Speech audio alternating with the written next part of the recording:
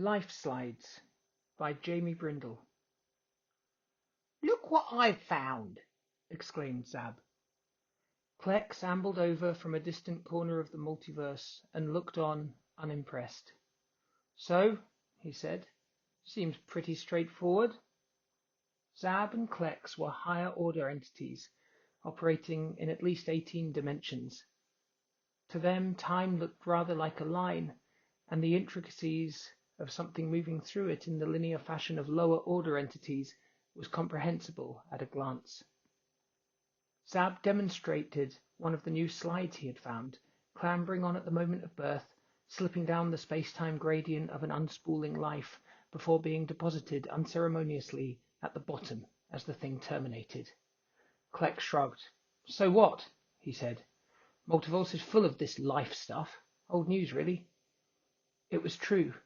Klex and Zab spent their existence surfing across the infinite expanse of the cosmos, occasionally regarding it with profound wonder, but more often just mucking around with stuff. Life was marginally more interesting than the birth of stars because, although much smaller, the nascent spark of consciousness it sometimes contained had a pleasing way of interacting with space-time, turning each spark of the stuff into a tiny, inwards-facing ride. It was fun.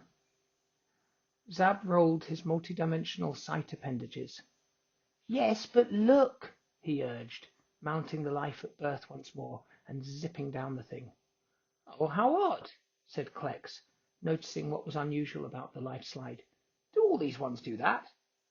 "All of the species in this little fragment of space-time," said Zab, indicating a region of phase space which corresponded roughly to a particular planet over a million-year or so time span. "See for yourself." Klex did, mounting and zooming his way down the same life slide several times. But it came out differently," he said, puzzled. "Every time. Different loops, different chains of causality." That was pretty odd. Across almost every inch of the multiverse, life slides unspooled the same way every time you rode them. It was built into the fabric of causality.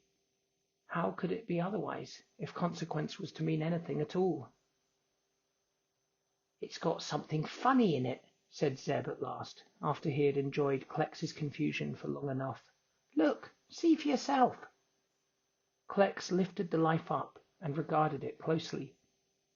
"Oh, yes," he said, after a moment, seeing the tiny flickering spark deep within, so subtle that at first he mistook it for a reflection of the background sentience of the universe.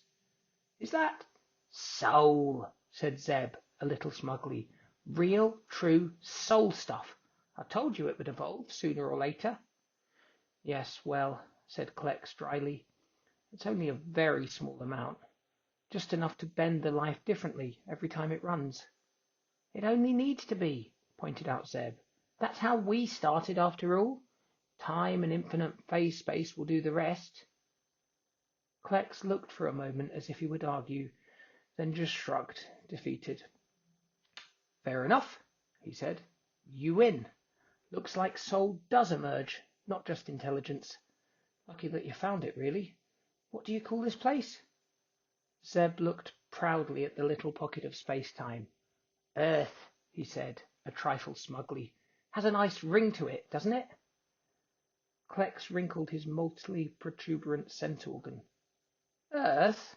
Really?" he said. "Sounds a bit like the noise a lower-order entity makes while being sick. What about the creatures themselves, these life slides you're so pleased with?"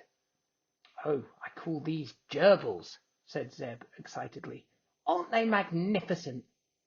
"They're okay," allowed Klex grudgingly, before looking in a bored manner around the little pocket of space-time to which Zeb had brought them. "Well, that's that, I suppose. Nothing else interesting round here, I take it?" Zeb shook his head. "Not really," he said. "Well, there are these silly ape-descended bipeds who looked promising at first, but their life slides seem to revolve around sex, violence, and the pursuit of rudimentary reality television." The two higher-order entities regarded one another for a moment, then shuddered. "So, the usual, then," said Klex. "Doesn't bear thinking about." "Absolutely," said Zeb. "But the gerbils now. The gerbils show real promise." The end. That was Life Slides by me, Jamie Brindle. The illustration was by Olesya Hupalo, specially commissioned for this story.